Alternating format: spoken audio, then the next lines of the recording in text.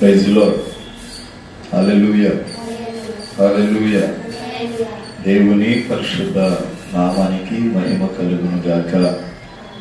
ఇది వచ్చిన మీ అందరికీ యేసు ప్రభు నామములో హృదయపూర్వకమైన వందనాలు తెలియజేస్తున్నాను. బాగున్నారా? బాగున్నారా? దేవుడు మిమ్మల్ని మీ కుటుంబాలను దీవించును గాక. ఆమేన్. క్రీస్తునందు ప్రియులైన దేవుని బిడ్డలారా, ఈ శుభవేళ తారీఖు అంతా డిసెంబర్. ఎన్ని రోజులు ఉంది కొత్త సంవత్సరానికి అంటే ఇంకా 29 రోజులు ఉంది. 30 రోజులు ఉంది. దేవుడు మీకు ఇచ్చిన వాగ్దానాలు గుర్తున్నాయా? ఉన్నాయా? ప్రార్థన చేస్తున్నారా? యెహోవాయే చూసుకొనును. హల్లెలూయా. వాగ్దానం మరచిపోతే మరలా తీటకు ఏం లేదు, అర్హత లేదు. కనుక ఈ 30 రోజులైనా వాగ్దానాల కొరకు ప్రార్థన చేయండి. 40 దినాల ఉపవాస ప్రార్థన కూడికలు 25వ రోజుకి చేరడానికి ప్రభు కృపనిచ్చారు. ఇంకా 15 రోజులు ఉన్నాయి. ఈ నెల 15తో 40 days ఫాస్టింగ్ ప్రేయర్ ముగించబడుతుంది. జనవరి 2వ వారం నుంచి 21 days డానియల్ ఫాస్టింగ్ ప్రారంభించాలనుకుంటున్నాను. ప్రాంతంలో పెట్టాలని సేవకుడిగా నేను చేస్తున్నాను. ఈ మాసంలో మేజర్ ఈవెంట్స్ చాలా ఉన్నాయి. వాటన్నిటి కొరకు కూడా ప్రార్థన చేయాలని సేవకుడిగా మనం చేస్తున్నాను. ప్రభు చిత్తమైతే ఆయన కృప నిత్యము తోడై ఉంటున్నట్లు క్రొత్త పాట కొరకు, నూతన వాగ్దానం కొరకు ప్రార్థన చేయాలని సేవకుడిగా మనవి చేస్తున్నాను. చూద్దాం, ఈరోజు దేవుని వాక్యాన్ని మనం నేర్చుకుందాం. గడిచిన వారం రోజులుగా ఒక అధ్యాయాన్ని దేవుడు బోధించమన్నాడు.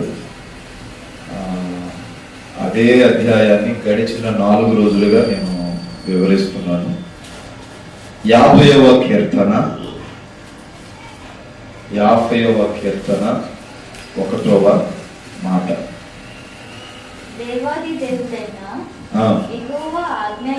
యెహోవా ఆజ్ఞ ఇచ్చుచున్నాడు,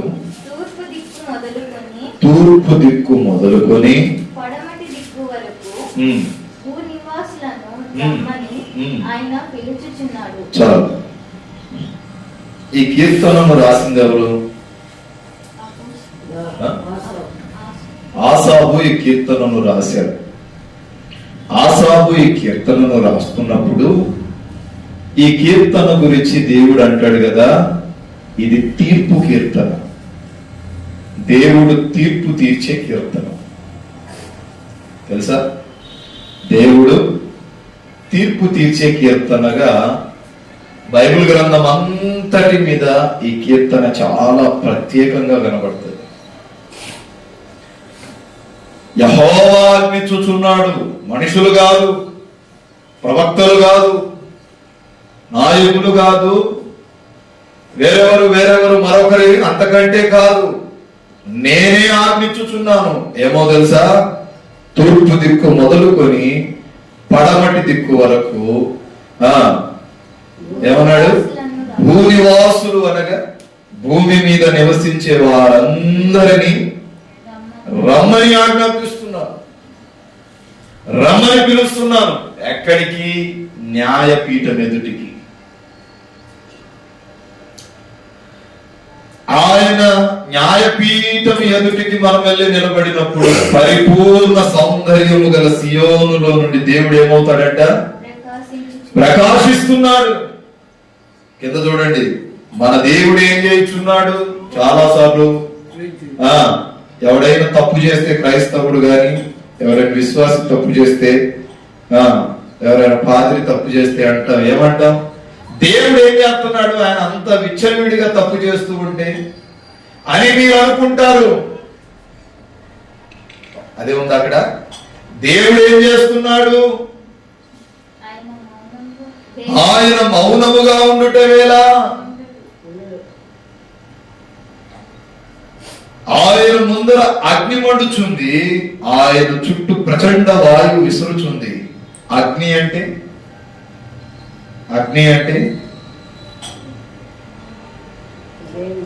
అగ్ని అంటే పరిశుద్ధత, పవిత్రతకు సాదృశ్యం.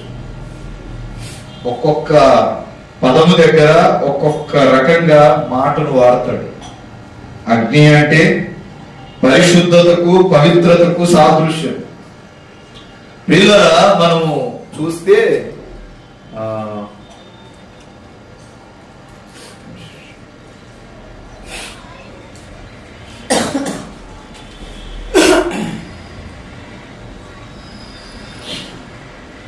ఇక్కడ మనం గమనిస్తే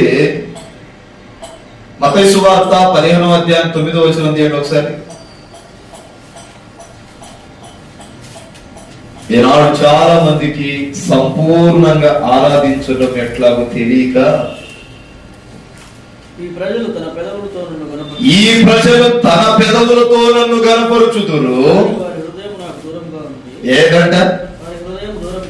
వారి హృదయం నాకు దూరముగా ఉంది. మనుషులు కల్పించిన పద్ధతులను దైవోపదేశములని ఎట్లా ఆరాధించారంట? ఎట్లా? నీవు గమనించాలి. ఈ చివరి మాసములో మొదటి ఆదివారం, ఈ కుటుంబ ఆదివారం ప్రభు యొక్క బల్లలో చేతులు వేసి దినం. నువ్వు గమనించాలా ఏమని? వారు నన్ను వ్యర్థముగా ఆరాధిస్తున్నారు. యోహాను సువార్త 4వ అధ్యాయం 7వ వాక్యంలో సమరయ స్త్రీ యేసయ్య దగ్గర 14 మర్మాలు చూసింది. 14 మర్మాలు చెప్పాడు. యోహాను సువార్త 4:7 ఒకసారి. ఇక్కడ అగ్ని అంటే ఏమంటాడంటే పరిశుద్ధత. దేవుని కార్యాలు చేసేవాడు, దేవుని కార్యములు చూసేవాడు పరిశుద్ధంగా ఉండాలని ఆజ్ఞాపిస్తున్నాడు. సమరయ స్త్రీ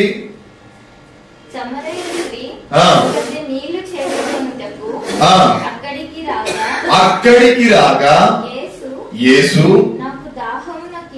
నాకు దాహమును కలుగుచున్నది, నీళ్లు ఇవ్వమని ఆయన అడగగా ఆయన శిష్యులు ఆహారము కొనుటకు ఊరిలోనికి వెళ్ళి ఉండిరి. ఆ సమరయ స్త్రీ యూదుడవైన నీకు సమరయులమైన మేము ఏ విధంగా నీళ్ళు ఇస్తామండి? ఎలాగో అడుగుచున్నామని ఆయనతో చెప్పాను. చాలు. నీవు యూదుడవు, మేము సమరయులము, మాకు నీళ్ళు ఇవ్వమని, దాహం తీర్చమని నీవెలా అడుగుతున్నావు?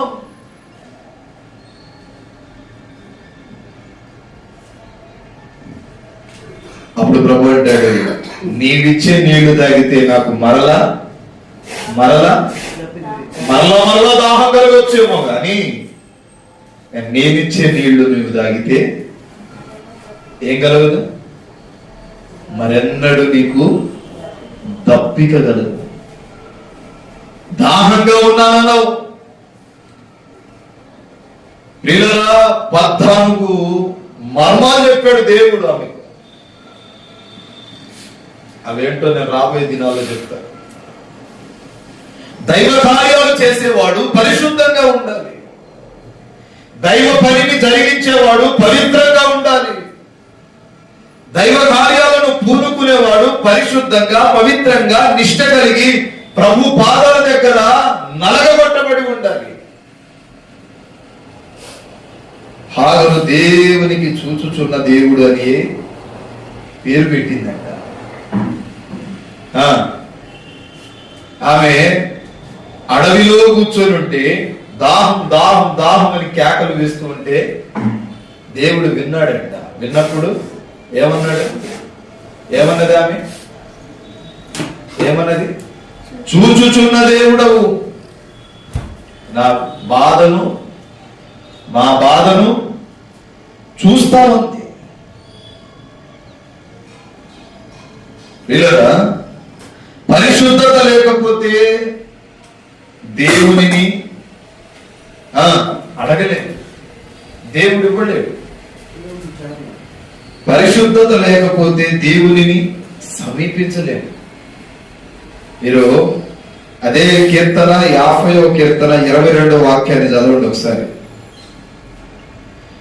దేవుని మరచువారులారా దీనిని యోచించుకొనుడి, లేని ఎడల నేను మిమ్మును చీల్చివేయుదును, తప్పించువాడు ఎవడును లేడు.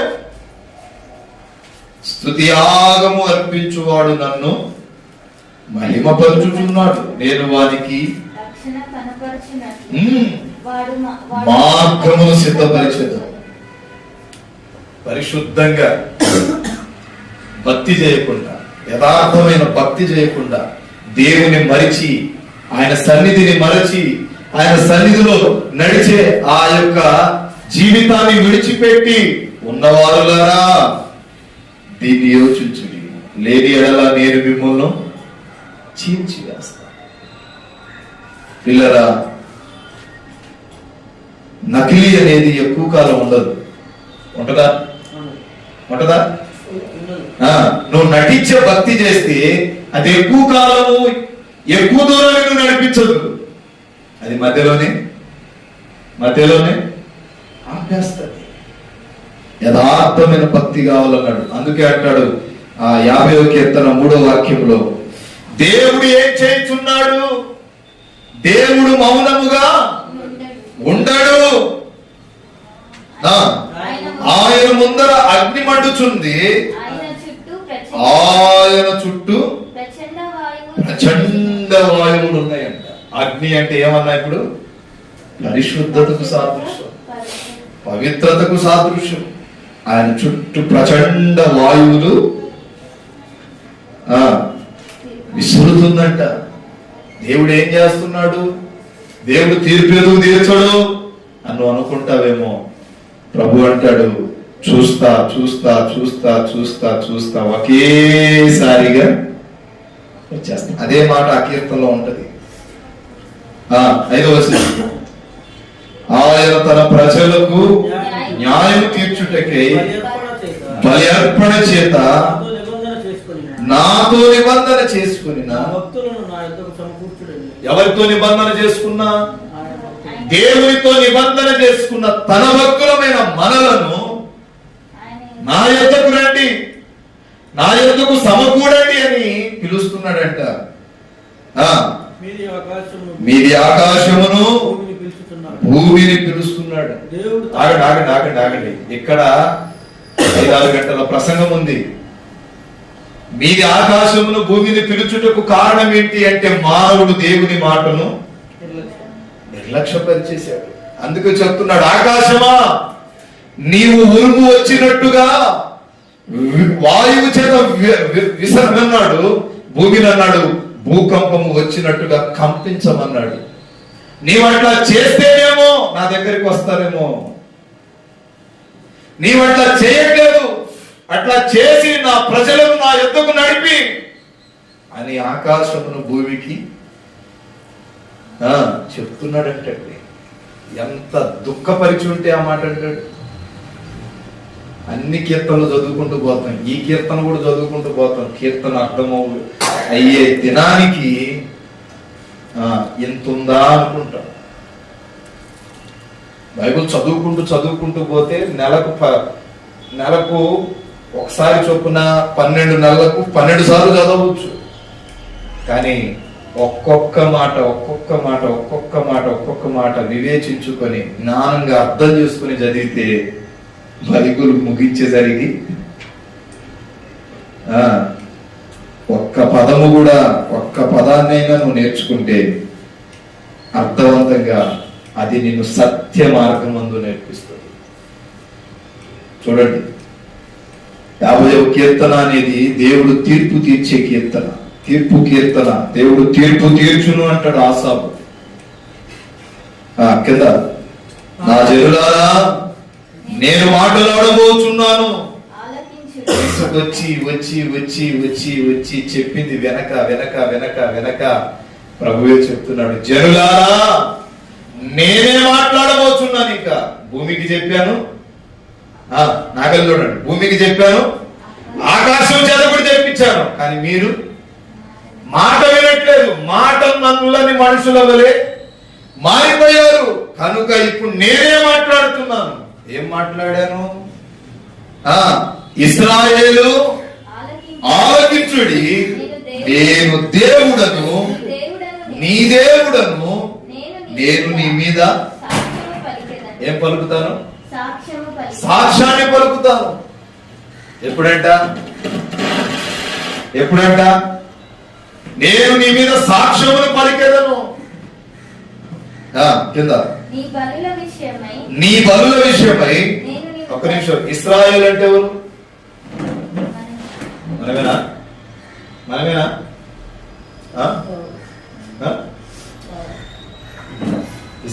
దిలీపనా? ఇశ్రాయేలు అంటే ఎవరు? ఎట్లాగొచ్చాం మనం? నిజమే. ఇశ్రాయేలు అనే పేరు ఎట్లాగొచ్చింది? ఇశ్రాయేలు ఆలకించు, ఇదిగో ఇదిగో నేను నీ దేవుడను, నేనే దేవుడను, నేను నీ ఎన్ని మాట్లాడినాడు ఇక్కడ? నేనే దేవుడను అంటే నేనే దేవుడు అంటే ఆయన తర్వాత ఇంకా దేవుళ్ళు లేరు. నేను నీకు కూడా ఆయన తప్ప ఇంకా వేరే దిక్కు లేదు. కింద నీ బలుల విషయమై నేను నిన్ను గద్దించుటలేదు, నీ దహన బలులు నిత్యము నా ఎదుట కనబడుచున్నవి. నీ బలుల విషయమై నేను నిన్ను ఏనాడు గద్దించలేదు. నువ్వు ఇవ్వవలన సంగతి కూడా నాకు. నీ దహన బలుల విషయమై నిత్యము నా ఎదుట కనబడుచున్నవి.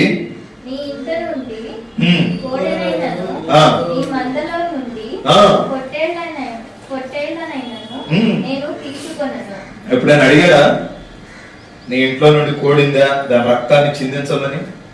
నీ మందలో నుండి పొట్టేళ్ళందా దాన్ని నా కొరకు బలీమని అడిగాడా? ఎంత మంచి దేవుడు, ఖర్చు లేకుండా నడిపిస్తున్నాడు. హైదరాబాద్ లో నాకు తెలిసిన డాక్టర్ గారు ఉన్నారు. రీసెంట్ గా యేసయ్యను నమ్ముకున్నాడు. ఆయన 1962 నుంచి పనిచేస్తున్నాడు డాక్టర్ వృత్తిలో. తనకు తన భార్యకు ఇద్దరికి గొడవలు వచ్చేసాయి. ఆమె ఏం చేసింది? తన అమ్మగారింటికి వెళ్ళిపోయి ఆమెను కూడా మంచిగా చదివించాడు. మంచి పొజిషన్లో, మంచి డాక్టర్, మంచి పొజిషన్కి తీసుకొచ్చి నెలకు 2 లక్షలు వచ్చేటట్టు ఉద్యోగంలో సెట్ చేయించాడు. ఆమె చదువుకునేంత సేపు మౌనంగా ఉంది. జీతం ఎప్పుడైతే రావడం ప్రారంభించిందో ఆమె తిరగబడటం ప్రారంభించింది. హల్లెలూయా, హల్లెలూయా. వీళ్ళరా ఇంకా భర్తే వద్దని వదిలేసి తల్లిదండ్రుల ఇంటికి వెళ్ళిపోయి అక్కడ భర్తకు చాతబడి చేయించి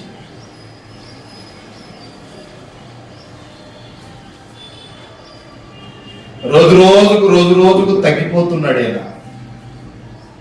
మరణపాయ స్థితి వచ్చేసింది. ఓ రోజు వెళ్తూ ఉంటే యాక్సిడెంట్ అయింది. కొన ప్రాణపు ఊపిరితో ఉన్నాడు. బ్రతకాలన్నా చావాలన్నా ఆమె చేయించిన పరిస్థితి నుండి విడిపించుకోవడానికి ఎన్నో గుళ్ళు తిరిగాడు.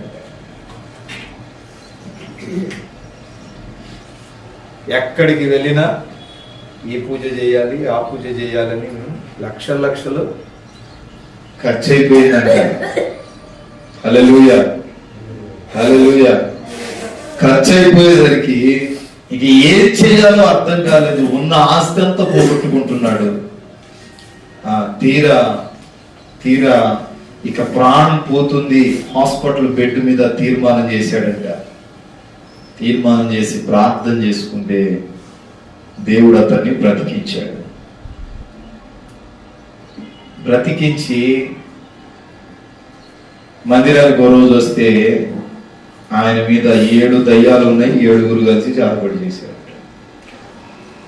ఇప్పటికీ కనికరం లేదు, చాతపడి చేశారు. ఇప్పటికీ కనికరం లేదు, భార్యకి ఆ స్థితికి వెళ్ళిన. అప్పటి నుంచి ఇప్పుడు దాకా ఆయన దగ్గరికి రాలేదు. అప్పుడు యేసు ప్రభుని తెలుసుకున్నాడు. ఓ మంచి డాక్టర్, ఆయన ఏ మెడిసిన్ ఇచ్చినా తొందరగా నయమైపోయాడు. సాధారణంగా డాక్టర్లు దేవుడిని నమ్ముతారా అంటే నమ్ముతారా? నమ్మరు. ఆయనే అంటున్నాడు, నా పరిస్థితి ఇది, మేము అస్సలు నమ్మం, సైన్స్ నే నమ్ముతాం, కానీ నా జీవితంలో నేను చూసిన షాక్ని బట్టి దేవుడు తప్ప ఎవరు బ్రతికించలేరని తీర్మానం చేసుకున్నారు. ఇప్పుడు మందిరానికి వస్తున్నాడు. ఆయన రీసెంట్ గా 40 దినాల ఉపవాస ప్రార్థనలో కలిశాడు మా యూపీఎఫ్ దగ్గర. కలిసి చెప్తున్నాడు, నా స్థితి ఇది. ఆయన చెప్తూ ఒక మాట అన్నాడు, అయ్యా యేసయ్య దగ్గరికి వస్తే ఖర్చే లేదు, నాకు ఏం లేదు, ఖర్చే లేదు. ఎందుకంటే ఏనాడు నేను కోడిని కోయలా, మేకను కోయలా. ప్రభు చిత్తం అయితే ఆయన ఒకసారి గుంటూరు తీసుకొద్దాం అనుకుంటున్నా నేను. ఆయన ఏమన్నాడో తెలుసా? మాలాంటి డాక్టర్లు మేము దేవుని నమ్మం. ఇంకొకటి, మాలాంటి డాక్టర్లకి దురాత్మలు ఎందుకు పడతాయి అంటే, జనాలు ఏదో ఒక సమస్యతో మా దగ్గరకు వస్తారు. వాళ్ళు బాగోలేదనే వస్తారు. వాళ్ళు బాగోకుండా వచ్చారో దయ్యం బట్టి వచ్చారో మాకు అర్థం కాదు. మేమెక్కడ నయం చేస్తామని ఆ సైతాలు పోతూ మమ్మల్ని కూడా పట్టుకొని పోతాయి అన్నాడు ఆయన. అర్థమైందా? ఆ తర్వాత మాకు అర్థమవుతుంది, వాళ్లకు శరీర బలహీనత కాదు, ఒకటి వెంటాడుతున్నది. అప్పుడు నాకు అనిపించింది, ఈ పిచ్చి జనానికి ఈ చిన్న లాజిక్ అర్థమైతే బాగుండదు. నాకు ఆ స్థితి కలిగినప్పుడు ఒక డాక్టర్ అయి ఉండి నాకే చాలా భయం వేసింది. దేవుడు తప్ప నన్ను ఎవడు కాపాడలేడు. ఇప్పుడు ఆయన ఇంటినే చర్చిగా మార్చాడు ఆయన. ఎంతో మంది క్రైస్తవులను తిట్టేవాడంట, ఎందుకు పోతున్నారని. ఎంతో మంది పాస్టర్లను అసహించుకునేవాడంట. దీనికోసమే. కానీ ఇప్పుడు ఆయన అంటున్నాడు, యేసయ్య తప్ప నన్ను ఎవరు బ్రతికించలేదు. యాక్సిడెంట్ లో ఈ చేయి పోయింది.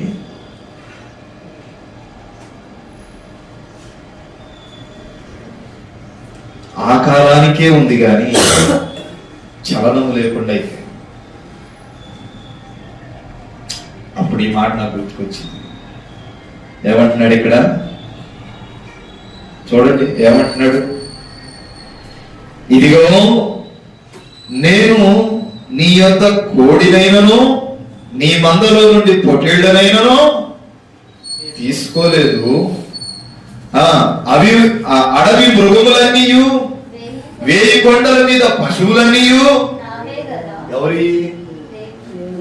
అన్నిసార్లు మనం అంటాం, చర్చిలో ఫ్యాన్ ఇచ్చాం, అది నాది.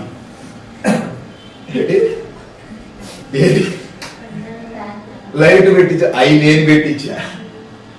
సోఫా ఇచ్చాను, అది నాది, నేనే ఇచ్చా. ఇక్కడేమన్నాడు? అడవి మృగములన్నీయు 1000 కొండల, ఒక కొండ కాదు, 1000 కొండల మీది పశువులన్నీయు నావే కదా.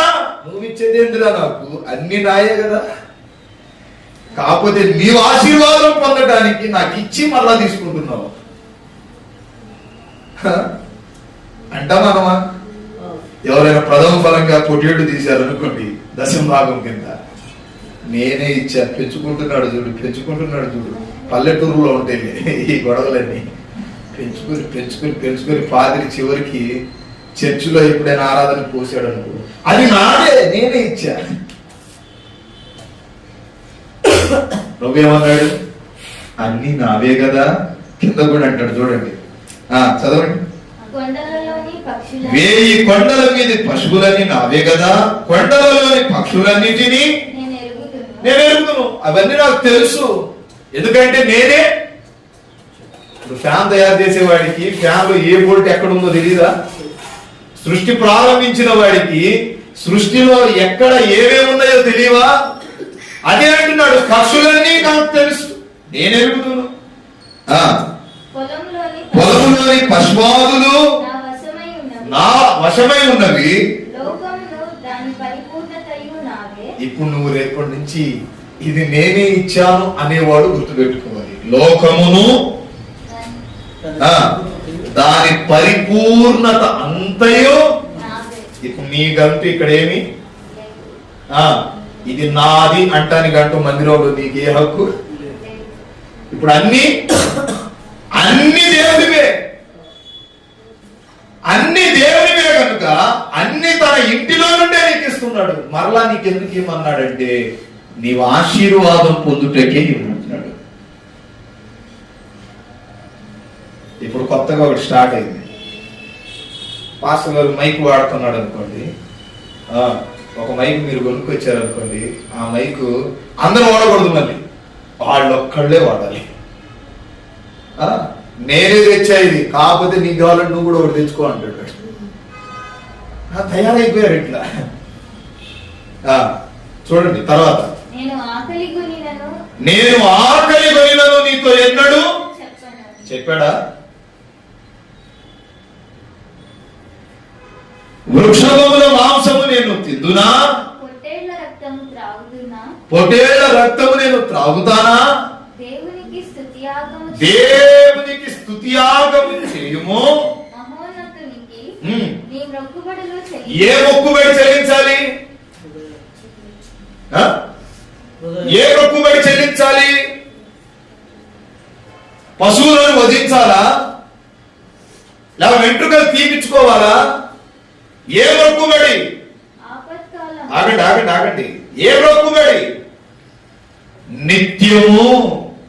నిత్యము దేవునికి స్తుతియాగము చేయు స్తుతి అర్పణను, భక్తిని, మొక్కుబడిని నిత్యము చెల్లించు. ఒకరోజల్లా ఏమన్నాడు? మహోన్నతునికి నీ మొక్కుబడులు ఆపత్కాలమందు నీవు నన్ను గురించి మొరపెట్టుము. నీవు నా గురించి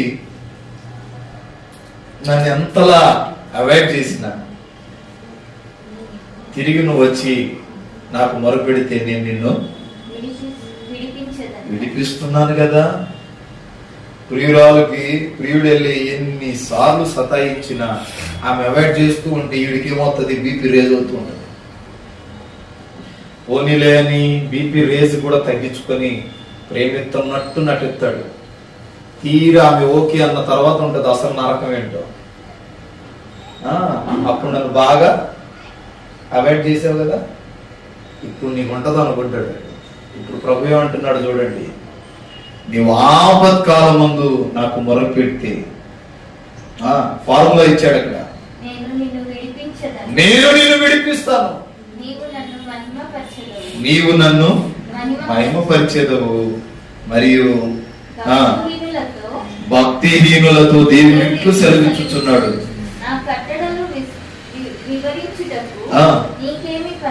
ఆగండి.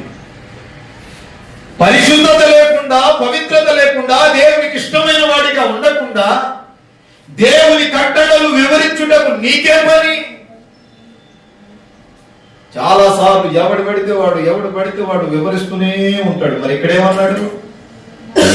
నీవు పవిత్రత చెందకుండా పాపము చేస్తూ నా పని చేస్తే అసలు నా కట్టడలను గురించి వివరించమని నీకెవడు చెప్పాడు? ఎవడు వివరించమన్నాడు? ఎవరు బోధించమన్నాడు? ఎవరు పాట పాడమన్నాడు? ఎవరు ప్రార్థన చేయమన్నాడు? నీవు పరిశుద్ధత కలిగి జీవిస్తేనే వివరించు. చాలా రిఫరెన్సులు ఉన్నాయి, గ్యాదర్ చేశాను నేను, కానీ సమయం లేదు.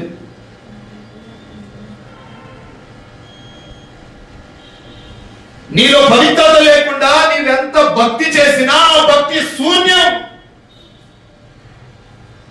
అందుకే ఇక్కడ అంటున్నాడు కదా, పవిత్రత లేకుండా నా కట్టడలను ఏమంటాడు? నేనేమైనా బ్రతిమలాడానా? అయ్యా అయ్యా అయ్యా, నువ్వు చేయకపోతే ఇంకెవడు చేయడం అన్నావా? అదేనా అన్నది? క్వశ్చన్ మార్క్ వేసాడు అక్కడ. ఏమన్నాడు? నా కట్టడలు వివరించుటకు నా కట్టడలను వివరించుటకు నీకేమి పని? నీకేం పని? ఇప్పుడు కట్టడలు వివరించాలి అంటే, పాటలు పాడాలి అంటే, ప్రార్థన చెయ్యాలి అంటే పరిశుద్ధంగా ఉండాలని వేసాడా లేదా? టోకెన్ ఇచ్చాడా లేదా? ప్రారంభంలోనే ఇచ్చాడు. కింద నా నిబంధన నీ నోట వంచింపనేమి ఎవడు మాట్లాడమన్నాడు? నా మాటలు నీ నోట ఎవడు ఉంచమన్నాడు? నా నిబంధన గురించిన వివరణ నీకెవడు చెప్పమన్నాడు? అదేనా? తర్వాత దిద్దుబాటు నీకు అసహ్యం కదా. ఇట్లా వివరించేటప్పుడు ఎవడైనా నువ్వు ఇట్లా చేస్తున్నావన్నా, నువ్వు ఇట్లా చేసేవాడివి ఇట్లా ఉండకూడదన్నా అని ఎవడైనా దిద్దుబాటు గురించి చెప్తే వాడేమవుతాడు? స్వీకరిస్తాడా? ఉదాహరణకు నన్నే తీసుకోండి, స్వీకరిస్తాడా? ఏమంటాడు? సేవ చేసేవాడికే నీకు చెబుతున్నాను. కొంతమంది అంటారు కదా, పాస్టర్కే ఉపదేశాలు చెబుతా. ఇక్కడ ఏమన్నాడు? దిద్దుబాటు నీకు అసహ్యము కదా అంటే నువ్వు అసహించుకుంటావని కూడా తెలుసు. నేను సేవకు వచ్చిన మొదలుకొని ఈ దినము వరకు మీరేం చెప్పినా వెంట ఆలోచిస్తా. ఎందుకంటే వాక్య లోతుల్లోకి వెళ్ళేటప్పుడు మమ్మల్ని మేము సరి చేసుకోవాలి. కొలిమిలో దాయబడిన పెనము వలె నిత్యము మండుతూ ఉండాలి, కాల్చబడుతూ ఉండాలి. నాకంటే చిన్నోడు చెప్పినా ఏంట, నాకంటే పెద్దోడు చెప్పినా మనం నేర్చుకునే స్థితిలోనే ఉన్నాం. దానికి ఆధారము ఈ వాక్యం. ఏమన్నాడు? నా మాటలను నీవు వెనుకకు త్రోసివేసి నీ గొప్పలు చెప్పుకుంటావు. నా మాటలను నీవు వెనుకకు త్రోసివేసి లోకపరమైన మాటలు మాట్లాడుతావు. నా మాటలను వెలికేసేస్తావు. నా గురించి మాట్లాడవలసిన నీవు నీ గురించి మాట్లాడుకుంటావు. నా గురించి మాట్లాడవలసిన నీవు లోకపరమైన విధానముగా మనుషులను మభ్యపెట్టి మనుషులను ఆనందింపజేసే మాటలు మాట్లాడతావు. కానీ నా నిబంధన వివరించమని నీకెవడు చెప్పాడు అట్లా మాట్లాడేవాడిని? తర్వాత నీవు దొంగను చూసినప్పుడు వాడితో పాటు ఏకీభవించేదవు. ఇట్లా నడిచేవాడు దొంగను కూడా సపోర్ట్ చేస్తాడు, వ్యభిచారం చేసేవాళ్ళని కూడా సపోర్ట్ చేస్తాడు. కీడు చేయవలనని నీవు నోరు తెరచి ఉన్నావు, నీ నాలుక కపటము కలిగి ఉన్నది. ఏటట ఈ నాలుక కపటంగా మాట్లాడట్లేదా? కానీ ప్రభు ఏమన్నాడు? నీ నాలుక నన్నే స్తుతించాలన్నాడు. కానీ నాలుక ఏమవుతుంది? కపటాన్ని బయలుపరుస్తుంది. కపట భక్తి, కపట హృదయంతో మనం స్తుతించకూడదు, స్తుతించలేము. తర్వాత సమయం నీవు కూర్చుండి చెప్పుచున్నావు, నీ తల్లి కుమారుడి మీద అపనిందలు మోపుతున్నావు. తల్లి కుమారుడు అంటే ఏమవుతాడు?